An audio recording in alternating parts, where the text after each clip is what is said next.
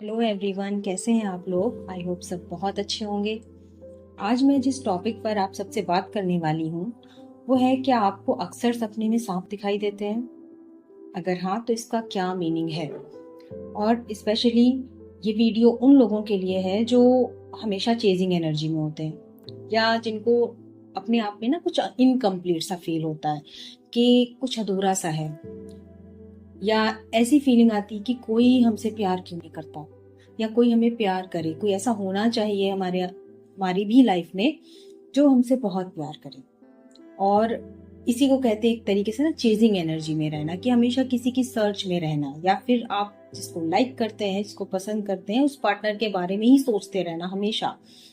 ठीक है ना। तो ये एक तरीके से चेजिंग एनर्जी होती है। दूसरा मैंने बताया कि आपको अपने आप में कुछ इनकम्प्लीट फील हो रहा है, आपको लग रहा है समझ में नहीं आ रहा है क्या, लेकिन लाइफ में कुछ अधूरा सा लग रहा है। और ऐसे लोगों को अगर सपने में अक्सर सांप दिखाई देते हैं, और वो भी कलरफुल स्नेक्स अगर आपको दिखाई दे रहे हैं, तो इसका सिर्फ और सिर्फ एक ही मतलब है कि डिवाइन की तरफ से, या आप कह लीजिए यूनिवर्स की तरफ से, या आपके परमात्मा की तरफ से आपको ये ना मैसेज दिया जा रहा है कि आपको इस चेजिंग एनर्जी में नहीं रहना है, आपको स्पिरिचुअल वर्क करने की जरूरत है। जी हाँ, आपको इनर वर्क करने की जरूरत है। कलरफुल स्नेक्स का मतलब क्या है, आप इसको समझिए। देखिए, हमारे शरीर में 7 चक्र होते हैं, ठीक है, और उन 7 चक्रास के अलग अलग कलर होते हैं। मूलाधार लाल कलर से उसको दिखाया जाता है, ठीक है। उसके बाद अगर हम बात करें स्वाधिष्ठान, तो उसको नारंगी कलर से उसको दिखाया जाता है। फिर मणिपुर चक्र, जिसका कलर पीला कलर है, येलो कलर, ठीक है। उसके बाद हमारा आता है हार्ट चक्र, ग्रीन कलर, और विशुद्धि चक्र आसमानी कलर। फिर हम थर्ड आई चक्र की बात करें तो उसको नीले कलर से दिखाया जाता है। और उसके बाद क्राउन चक्र, जिसका वॉयलेट कलर है, या फिर व्हाइट कलर भी आप कह सकते हैं। और सपने में मैं 100% आपसे कह सकती हूँ कि इन्हीं कलर्स के स्नेक्स आपको दिखते होंगे ज्यादातर। और अगर ये हो रहा है आपके साथ, तो आपको ये समझने की जरूरत है कि परमात्मा आपसे यही कहना चाहते हैं कि कोई जरूरत नहीं है चेजिंग एनर्जी में रहने की। जाग जाओ, सोल की अवेकनिंग का ये जो पीरियड है इसको समझो और इनर वर्क करो, अपने चक्रास को बैलेंस करो, और इस चीज को अपने कॉन्शियस और सब कॉन्शियस में डाल दो कि जो तुम्हारा है वो तुम्हारे पास आ जाएगा, जाके भी आ जाएगा। और जो नहीं है ना, वो आप कितना भी कोशिश कर लो कि वो आपकी लाइफ में आ जाए, वो आके भी चला जाएगा। इसलिए अच्छा होगा कि आप सरेंडर कर दें और इनर वर्क पे ध्यान दें, अपने चक्रास को बैलेंस करें, मेडिटेशन करें, अपनी सोल इंजीनियरिंग या इनर इंजीनियरिंग पे ध्यान दें। आपको अपने इमोशंस को बैलेंस करने की जरूरत है, आपको किसी के पीछे भागने की जरूरत नहीं है। या जो आप इनकम्प्लीटनेस अपने आप में फील कर रहे हो, वो इसी वजह से है क्योंकि आपके फेमिनिन और मैस्कुलिन जो एक एनर्जीज होती है उसमें डिसबैलेंस है। आपको वो बैलेंस करने की जरूरत है, ना कि किसी के पीछे भागने की जरूरत है।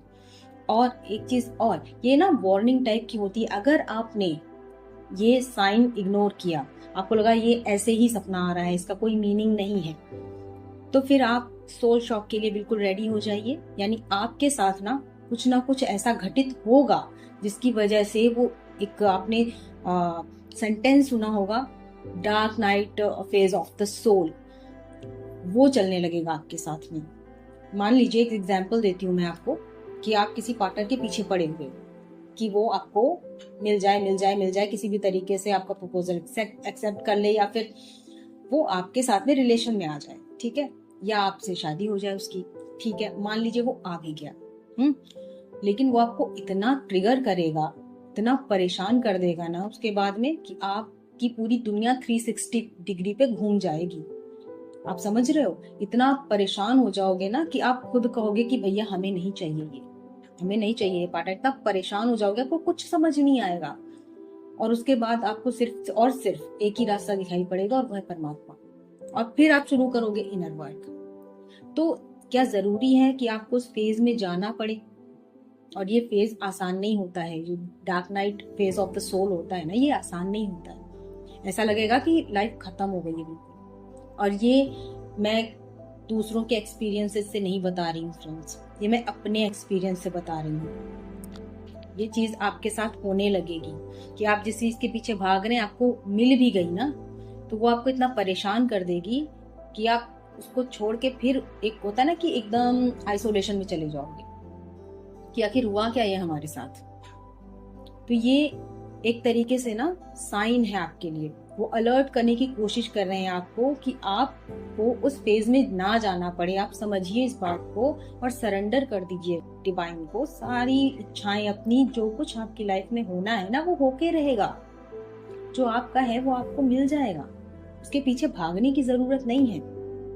बट इनर वर्क करने से आपके इमोशंस बैलेंस होते हैं, आपके चक्रा बैलेंस होते हैं, और उस चक्रा बैलेंसिंग का इफेक्ट क्या होता है कि आप एक सरेंडर एनर्जी में आ जाते हो, सरेंडर मोड में आ जाते हो डिवाइन के प्रति, अपने परमात्मा के प्रति, कि वो जो करेंगे अच्छा करेंगे, मुझे किसी के पीछे भागने की जरूरत नहीं है। और अगर आपने ये नहीं किया तो फिर सोल शॉक मिलना ही मिलना है, वो आपको किसी भी तरीके से मिल सकता है। ठीक है ना? तो आप इस चीज को समझिए कि ये जो साइन दिए जा रहे हैं ये ऐसे ही नहीं दिए जा रहे हैं। और स्नेक की साइन का दिखना, स्पेशली कलरफुल स्नेक्स का ड्रीम में दिखना, ये तो स्पिरिचुअल अवेकनिंग का ही साइन होता है।